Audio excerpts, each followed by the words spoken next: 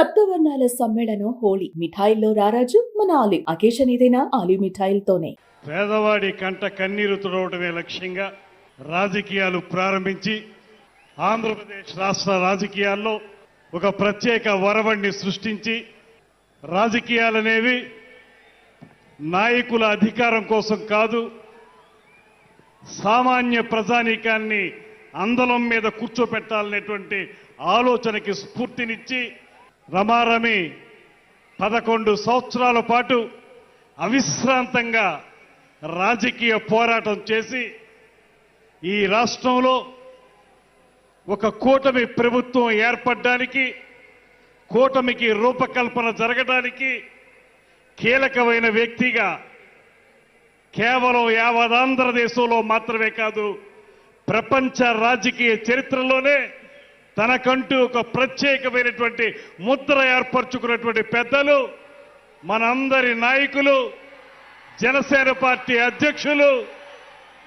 ఇవాళ ఈ రాష్ట్ర ఉప ముఖ్యమంత్రి, రాజకీయాలకి కొత్త నిర్వచనం చెప్పినటువంటి శ్రీ పవన్ కళ్యాణ్ గారికి మనందరి తరఫున కూడా ప్రత్యేకమైనటువంటి ధన్యవాదాలు తెలియజేస్తూ, వేదిక మీద ఉన్నటువంటి ఈ కార్యక్రమాన్ని తన నేతృత్వంలో అత్యద్భుతంగా నిర్వహించినటువంటి నాదెండ్ల మనోహర్ గారు, అదేవిధంగా పెద్దలు శ్రీ నాగబాబు గారు, నూతనంగా శాసన మండలి సభ్యునిగా ఎంపికైనటువంటి శ్రీ నాగబాబు గారు, వేదిక మీద ఉన్నటువంటి 50 మంది పార్లమెంటు సభ్యులకు, శాసన సభ్యులకు, శాసన మండలి సభ్యులకు, అదేవిధంగా వివిధ కార్పొరేషన్ల చైర్పర్సన్స్ కు, డైరెక్టర్లకు, అన్నిటికంటే మించి ఇవాళ పవన్ కళ్యాణ్ గారి పిలుపు మేరకు జనసేన పార్టీ జెండా రెపరెపలాడుతుందంటే దానికి ప్రధాన కారకులైనటువంటి 50 మంది జన సైనికులకు, వీర మహిళలందరికీ కూడా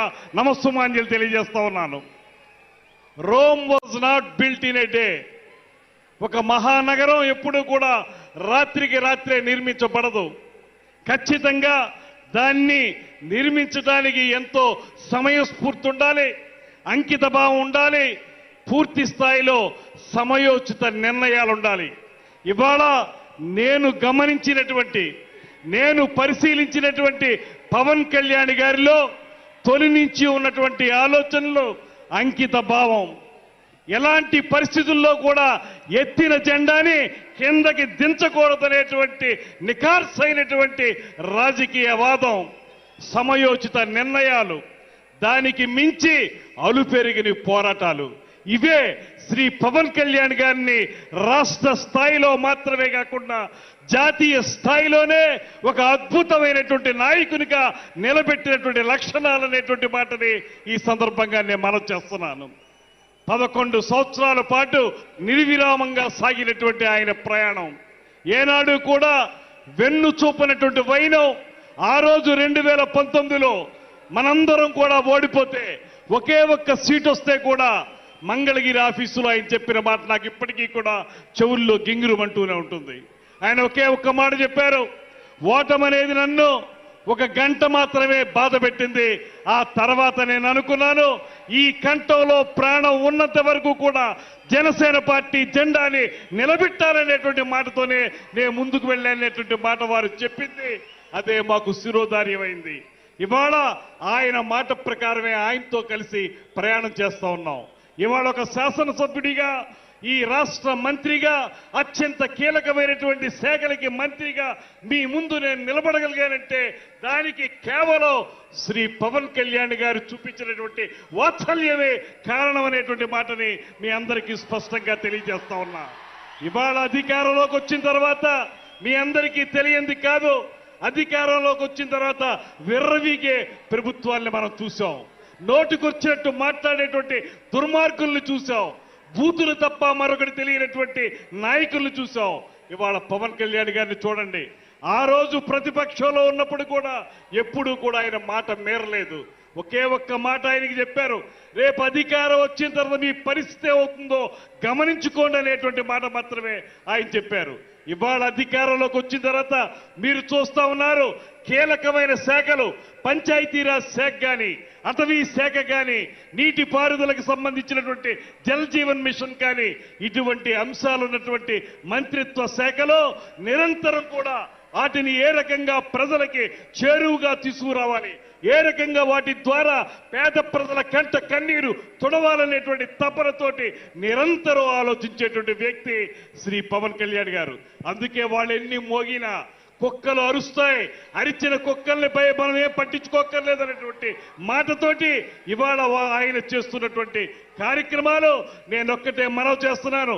ఇంకా విర్రవీగుతున్నటువంటి వైసీపీ నాయకులకి ఒకే ఒక్క మాట చెబుతున్నాను, మీరు కార్పొరేటర్కి ఎక్కువ, ఎమ్మెల్యేకి తక్కువ అన్నారు.